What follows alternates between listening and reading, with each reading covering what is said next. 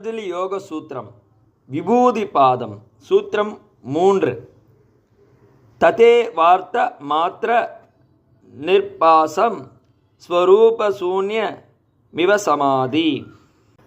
தியானிக்கப்படும் பொருளின் புறப்பொருளை விட்டு அகப்பொருளாகிய கருத்தை மட்டும் தியானிக்கத்தக்க வண்ணம் தியான சக்தியை தீவிரமாக்கினால் அந்த நிலைதான் சமாதி.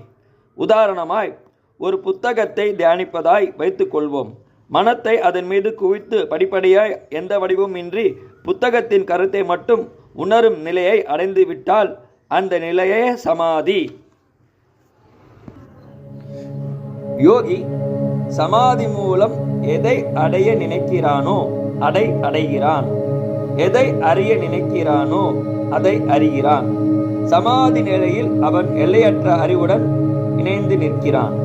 சமாதி நிலை வார்த்தைகளில் முழுமை அடைவதில்லை, அனுபவத்திலேயே அதை முழுதாய் அறிய முடியும். சமாதி நிலையிலும் என்ன அலை இருக்கும் என்பார் பதஞ்சலி முனிவர். அது எண்ணற்ற அலைகள் அல்ல, ஏதேனும் ஒரு அலைதான். விருப்பத்தோடு கூடிய எண்ணம் தொல்லை கொடுக்கும். சாதகருடைய எண்ணம் தன்னலமற்றதாயின் சமாதி நிலைக்கு இடையூறு இருக்காது. சமாதி நிலையில் மனதை கடினமாக்கிக் கொள்வதற்கு பதிலாய் மண்ணுயிர்க்கு அன்பாய் பணிபுரிந்து வாழும் காலத்திலேயே முக்தி அடைந்தவர்களும் உண்டு. அவர்கள் ஜீவன் முக்தர்கள் எனப்படுபவர். அவர்களிடம் தன்னலம் இருக்காது.